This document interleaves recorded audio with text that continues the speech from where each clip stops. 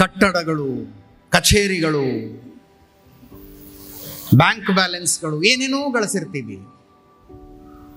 ಅದು ಎಲ್ಲದಕ್ಕೂ ಎಲ್ಲಿಯ ತನಕ ಬೆಲೆ ಅಂದರೆ ನಾವು ಸುರಕ್ಷಿತರಾಗಿರೋ ತನಕ ಅಷ್ಟೇ, ದೇಶ ಸುರಕ್ಷಿತವಾಗಿರೋ ತನಕ ಅಷ್ಟೇ. ಒಂದು ಸಲ ನಮ್ಮ ಪ್ರಾಣಕ್ಕೆ ರಕ್ಷಣೆ ಇಲ್ಲ ಅಂತ ಆಗ್ಬಿಟ್ರೆ ನಮ್ಮ ಕೋಟ್ಯಾಂತರದ ಆಸ್ತಿ, ಹಡಗನಂಥ ಕಾರು, ಶ್ರೀಲಂಕಾದಂಥ ಮನೆ, ಯಾವುದಕ್ಕೂ ನಯಾ ಪೈಸೆ ಕಿಮ್ಮತ್ತಿಲ್ಲ, ಯಾವುದಕ್ಕೂ ನಯಾ ಪೈಸೆ ಕಿಮ್ಮತ್ತಿಲ್ಲ. ಎಷ್ಟೇ ದೊಡ್ಡ ಮಠ ಕಟ್ರಿ, ದೇವಸ್ಥಾನ ಕಟ್ರಿ, ಸುರಕ್ಷತೆ ಅನ್ನುವುದು ಅಂತಿಮ. That is the ultimate. ತುಂಬ ಸುರಕ್ಷಿತವಾಗಿರುವ ದೇಶದಲ್ಲಿ ಸ್ವಲ್ಪ ಬಡತನ, ಸ್ವಲ್ಪ ಹಸಿವು, ಸ್ವಲ್ಪ ಅನಕ್ಷರತೆ, ಓಕೆ, ನಾವಿರ್ತೀವಿ. ಸುರಕ್ಷತೆ ಅನ್ನೋದು ಅಲ್ಟಿಮೇಟು.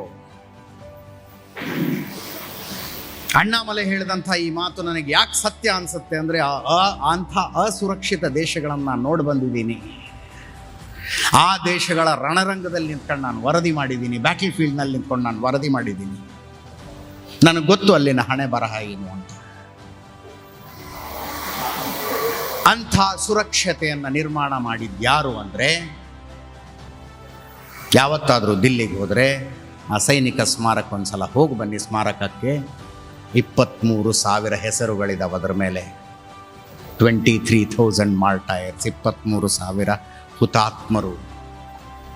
ಭಾರತಕ್ಕೆ ಸ್ವಾತಂತ್ರ್ಯ ಬಂದ ನಂತರ ಸ್ವತಂತ್ರ ಭಾರತದ ಸೇನೆಯಲ್ಲಿ ಪ್ರಾಣಾರ್ಪಣೆಗೈದಂಥ 23,000 ಯೋಧರ ಹೆಸರುಗಳನ್ನು ಕೆತ್ತಿಡಲಾಗಿದೆ.